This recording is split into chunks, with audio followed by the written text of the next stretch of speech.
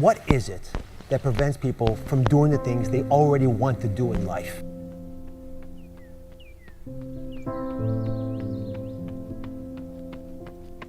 The most basic answer, I'm sorry it's so simple, but it's true, it's fear. People making this complex process, this woman was telling me that I don't understand why they don't do this, why I feel this way. I said, it's called fear. Everybody's afraid we're not enough. Everybody's afraid we're not rich enough, smart enough, young enough, quick enough, fast enough. It's human nature. But the secret is to do it anyway. I know that sounds so simplistic. My work when I'm working with somebody is showing them how to condition themselves, like building a muscle, so that you take action first, automatically. Because if you don't do that, it's hard. You lose momentum. It's like, how do I get started? Where do I go? Do anything to start the process of moving forward rather than let fear stop you.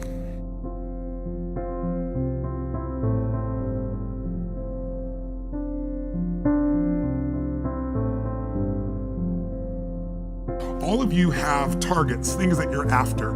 If you're gonna get a new result, if you're gonna grow your business, if you're gonna be able to support your mom, if you're gonna get rid of the anxiety, if you're gonna be able to overachieve and not have all that fear inside of you, you obviously need to get a new result. You're gonna have to get new action. You don't get new results with old actions, doing the same thing. Exactly. What human beings can do is amazing. What they will do is usually disappointing. It's not because we're not capable of it, it's because we don't have new actions because we get in certain emotional states that dominate us, like anxiety, like fear of failure, right? Like the fear of the loss of your mother as an example. So if you're in a state of fear, you're gonna behave very differently and get very different results than if you were in a place of being courageous or bold or warm or connected or playful, any of those. So the most important key to changing your life in any situation is to change results, you gotta change behavior, but to change behavior, you gotta change the emotional state you're in. How do you do that when you don't feel like it or it feels overwhelming? There are two ways, and I've done this with the greatest athletes in the world. I've done this with 4 different presidents of the United States. I've done it with billionaire clients. All you have to do to change your state is not try to think your way there, like I'm happy, I'm happy, I'm happy, and do a bunch of affirmations. Your brain's gonna go BS, you are not happy, right? What you need to do is make a radical change in the way you use what we call your physiology. It's a big word, it just means the way you use your physical body. I've taught this for 40 years, and about 3 years ago, Harvard finally did a study where they proved what I did worked, and they called it these power positions. And what they showed was if you stand, everyone can try this, stand up just for a moment if you want, everybody at home can try it as well. So do something really silly, put both your hands on your hips like Wonder Woman or Superman or that stuff, right? If you stand like this and you breathe deep for just 2 minutes, what the science found was that you will absolutely increase your testosterone by 20%, man or woman. You'll drop your cortisol, which as you know is the stress hormone, by 22%, and you're 33% more likely to take action if you wouldn't have before because fear would have stopped you.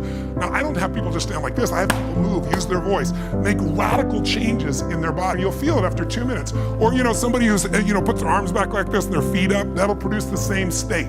It produces more certainty in you, and that certainty gets you to take different actions. So if you are in a situation, you think of the worst scenario, your mom dying, no, my business goes under, I never achieve at the level I need to, all the things I have anxiety about, the minute you focus on them, you go into those states of fear, and then you behave fearful, and you get lousy results. And when you get lousy results, what does it do to your brain? You go, see, I told you I couldn't do this. It becomes this negative loop.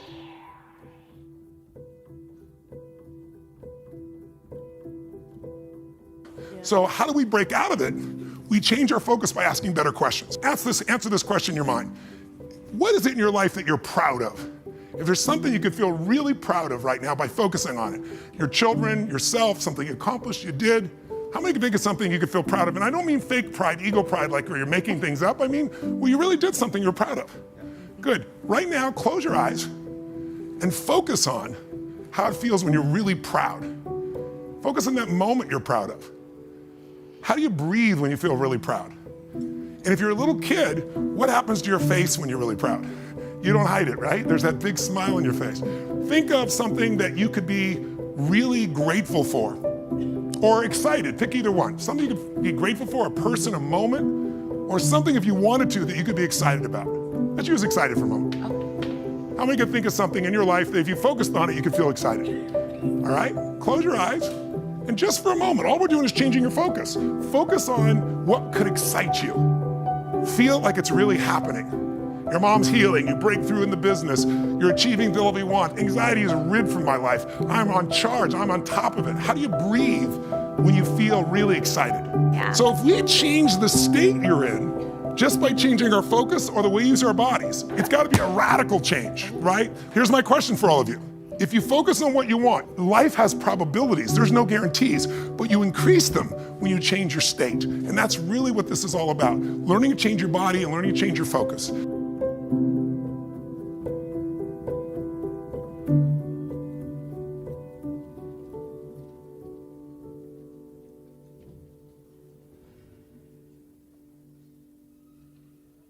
Somebody is really stressed out. They're not stressed out for no reason. It's because they're focusing on something that makes them feel stressed. They often, when they're focusing on it, it changes the body. You start to feel tight. You start to feel a certain way. And then they use language like, I don't know what to do. Why am I so overwhelmed? So if we change what we focus on, if we change the way we use our body, if we change our language patterns, we'll instantly feel different. Think of how do people use their body when they're worried versus when they're excited? Yeah. If you learn to use your body first, use your focus first, you can literally change how you feel in moments, and then you develop new habits where you start to feel good all the time, and it isn't some phony, fake pump up. It's literally the way you've conditioned your body. Just like being fit as an athlete, you want to be emotionally fit. When you're not sure what you're going to do, you're going to hesitate, and hesitation kills momentum. And momentum is what makes a sports team win. It's what makes an athlete, a business person win. When you get momentum, it's like it takes enormous energy to get a rocket out of our gravitational pull of the Earth. But out of the solar system's easy. Once it has momentum, it takes less fuel, less energy. Starting a relationship, starting a business, changing your body, it takes so much in the beginning. But once you get going, it's actually really easy. We all have a need for certainty. We have a need to know that we can avoid pain, that we can be comfortable. Some people do that when they're stressed by smoking. Some people work out hard to deal with it. Some people eat to try to get that comfort back. If you were certain every moment of your life, you knew what people are going to do, when they're going to do it, how they're going to do it, you'd be bored out of your mind. So we also need uncertainty. If you have too much uncertainty, you freak out. If you have too little, you feel bored out of your mind. And you can get uncertainty or variety by a great conversation, by making love, by taking on a new job or a new career, a new opportunity. You get a million ways. The question is, do you meet your needs in ways that are positive or negative? Because sugar will make you feel good in the moment, but you feel good long term. Smoking a cigarette will make you comfortable and certain.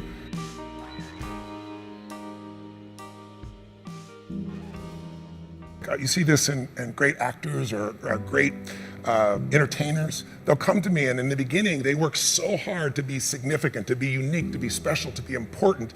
What they really wanted was love. But now people stop on the street, and they'll say to me, they don't even know who I am. They just want my time. They just want this. They want a picture. They don't respect my family. They don't respect it. You'll hear them so upset. What they wanted was the love. We can have both. But the more significant I am, the more unique I am, the more separate I am from you. The more connected I am, then some people go, yeah, but where am I? Where am I special? So finding that balance between the two is what makes people feel alive. And we can meet all these needs in positive ways or negative ways. You can get significance by tearing other people down. Oh, they're lucky, they don't care, they took advantage of somebody. You don't know anything about them. You see people dealt with famous people all the time. Why are they tearing them down? Because if I don't feel good about myself, if I can make you smaller, I look like I'm moving up. But you're not, and it doesn't work.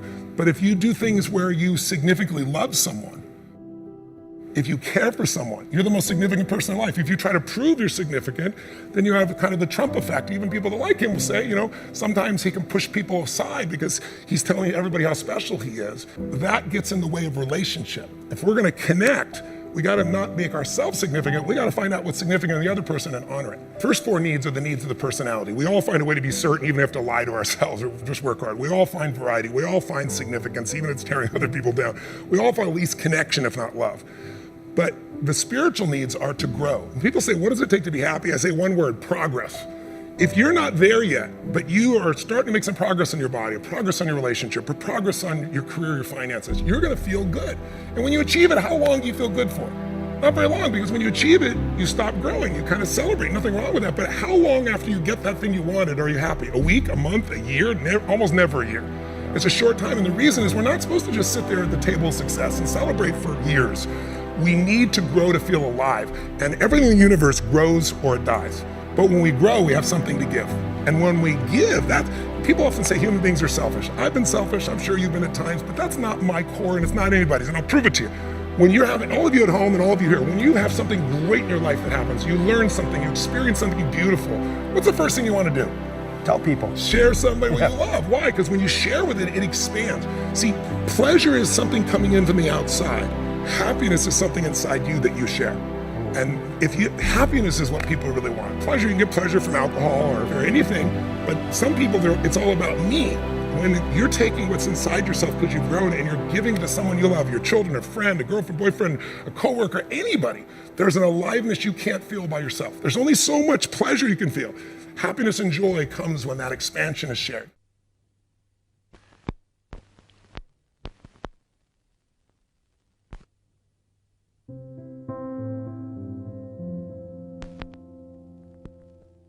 Well, if you want a breakthrough, not just a little change, you can change laterally. You can go from being pissed off to frustrated.